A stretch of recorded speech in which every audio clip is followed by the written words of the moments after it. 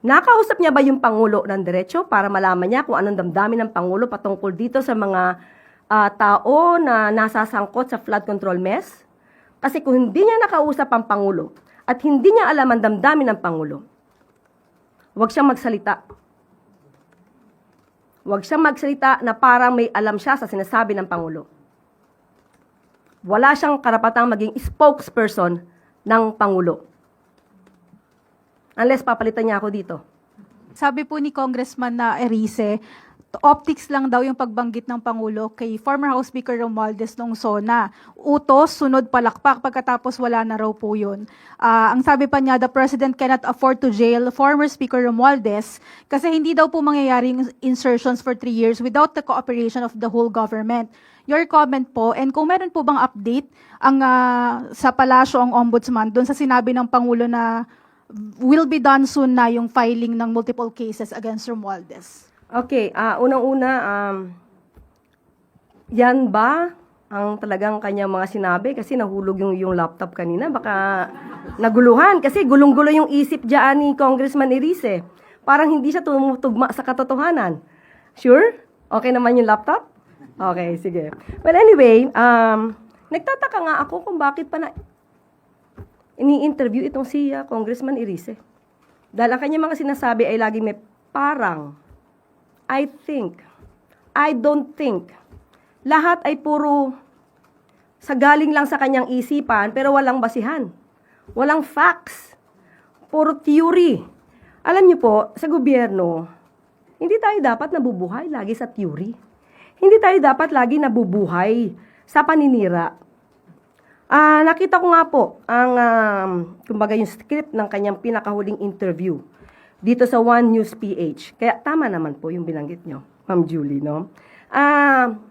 Bago dyan, meron siyang binanggit patungkol dito na hindi lang flood control projects ang problema, kundi pati yung pagkolekta ng basura. Ang sabi niya dito ay meron siyang alam tungkol sa mga local government na ang tawag ay collect all. Kung saan pinaparatangan niya yung mga opisyal ng local government ay corrupt. So kung siya may alam naman dito, at isa siya sa public servant, at siya ay isa sa maingay na nagtutuligsa, gumawa na ba siya ng aksyon patungkol dito sa mga di umano mga local government units na nagkakaroon ng korupsyon patungkol sa pangongolekta ng basura? Pakitanong niyo po sa kanya yan. Pangalawa, ang sinabi niya dito, again, sabi niya, kasi I don't think that the President can afford to jail former Speaker Martin Romualdez. So ito ay iniisip niya lang. Nakausap niya ba yung Pangulo ng diretso para malaman niya kung anong damdamin ng Pangulo patungkol dito sa mga tao na nasasangkot sa flood control mess? Kasi kung hindi niya nakausap ang Pangulo at hindi niya alam ang damdamin ng Pangulo, huwag siyang magsalita. Huwag siyang magsalita na parang may alam siya sa sinasabi ng Pangulo. Wala siyang karapatang maging spokesperson ng Pangulo. Unless papalitan niya ako dito. Diba? So kung ang binibigyan niya lang ay yung nasa isip niya, patain niya na yung nasa isip niya. Patayin niya na yung kanya nasa isip. Dahil wala po yung katotohanan. Sinabi pa niya, at sinunggandahan nitong si Lord, una sinabi ni Congressman Erice, sinabi daw ni Speaker, if I'm going down, I'm not going down alone. Tapos, sinunggandahan nga ni host, I don't think that the President can afford to jail former Speaker Romualdez. At muling sumagot itong si Congressman Erice, dahil laglagan na yan. Si Congressman Erice ang isa sa pinakagusto kong makausap. Kaharap kayo. At tatanungin ko siya ng diretsyo. Saan nang gagaling ang lahat ng sinasabi mo? Bigyan niya ako ng ebidensya dahil puro ganito na intriga, mahirap sumagot ng puro intriga. Hindi tayo dapat, tayo mga taga-media, hindi tayo dapat nabubuhay sa intriga lang. Intriga at pamidya. So patungkol kay Baka po may update lang ng Ombudsman doon sa sinabing ng Pangulo na the filing of multiple cases against Romualdez will be done soon. Sa ulat na nadidinig ng Pangulo, dahil meron di umano mga witnesses laban kay dating Speaker Romualdez, naniniwala ang Pangulo na kapag kumpleto ang ebidensya ay dapat masampahan ng kaso. Sino-sino ang unang tumutuligsa at nagsasabing meron silang alam at mastermind di umano ang Speaker? Hindi ba obligasyon nyo na nabigay lahat ang inyong kaalaman sa Ombudsman? Dahil medyo na-disappoint si Ombudsman Boying Rimulya sa pag-retract ng 4 na Maleta Boys. So kung meron pa pong ibang mga may hawak na ebidensya, katulad nito si Congressman Erice, kung meron kang alam, Congressman Erice, pumunta na po kayo sa Ombudsman at doon nyo na ibigay lahat ng alam po ninyo para hindi kayo ma-disappoint at sasabihin na ang Pangulo ang siyang merong kagagawan para hindi siya masampa ng kaso. Obligasyon niyo po yan, Congressman Erice. Nakausap niya ba yung Pangulo ng diretso para malaman niya kung anong damdamin ng Pangulo patungkol dito sa mga tao na nasasangkot sa flood control mess? Kasi kung hindi niya nakausap ang Pangulo at hindi niya alam ang damdamin ng Pangulo, huwag siyang magsalita. Huwag siyang magsalita na parang may alam siya sa sinasabi ng Pangulo. Wala siyang karapatang maging spokesperson ng Pangulo. Unless papalitan niya ako dito. Sabi po ni Congressman na Erice, optics lang daw yung pagbanggit ng Pangulo kay former House Speaker Romualdez nung SONA. Utos, sunod palakpak, pagkatapos wala na raw po yun. Ang sabi pa niya, the President cannot afford to jail former Speaker Romualdez kasi hindi daw po mangyayari yung insertions for 3 years without the cooperation of the whole government. Your comment po, and kung meron po bang update ang sa palasyo ang Ombudsman doon sa sinabi ng Pangulo na will be done soon na yung filing ng multiple cases against Romualdez? Okay, unang-una, yan ba ang talagang kanyang mga sinabi? Kasi nahulog yung laptop kanina. Baka naguluhan. Kasi gulong-gulo yung isip dyan ni Congressman Erice. Parang hindi siya tumutugma sa katotohanan. Sure? Okay naman yung laptop? Okay, sige. Well, anyway, nagtataka nga ako kung bakit pa na ini-interview itong si Congressman Erice. Dahil ang kanyang mga sinasabi ay laging may parang, I think, I don't think. Lahat ay puro sa galing lang sa kanyang isipan pero walang basihan. Walang facts. Puro theory.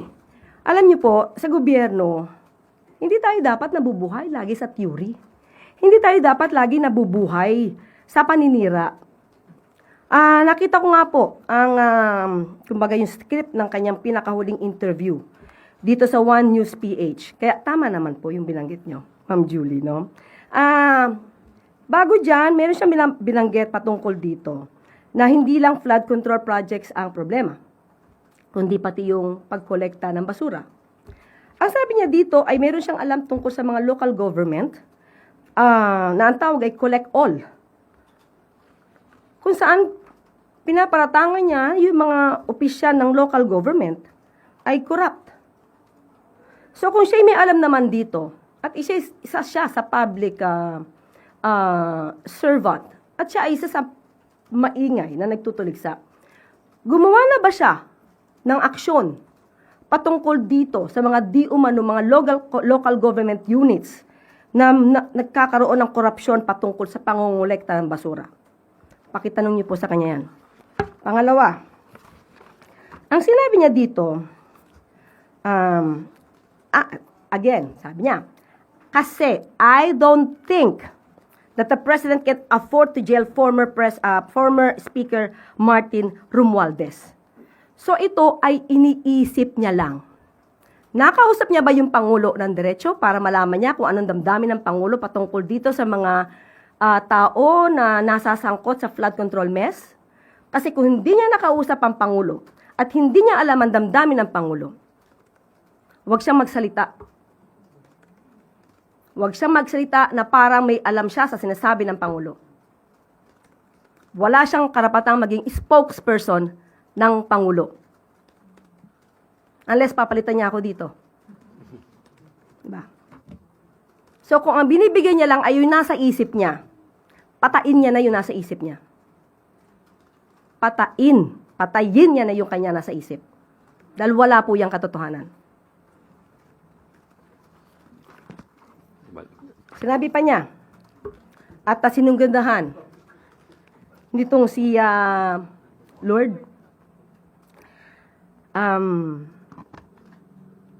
una sinabi ni Congressman Elise, sinabi daw ni Speaker, if I'm going down, I'm not going down alone.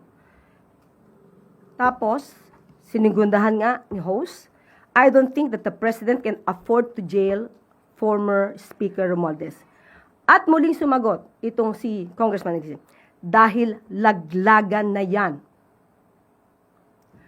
Si Congressman Elise ang isa sa pinakagusto kong makausap, kaharap kayo. At tatanungin ko siya ng diretsyo, saan ang gagaling ang lahat ng sinasabi mo? Bigyan niya ako ng ebidensya, dahil puro ganito na intriga, mahirap sumagot ng puro intriga. Hindi tayo dapat, tayo mga taga-media, hindi tayo dapat nabubuhay sa intriga lang. Intriga at pamilya. So patungkol kay Baka po may update lang ng Ombudsman doon sa sinabing ng Pangulo na the filing of multiple cases against Romualdez will be done soon.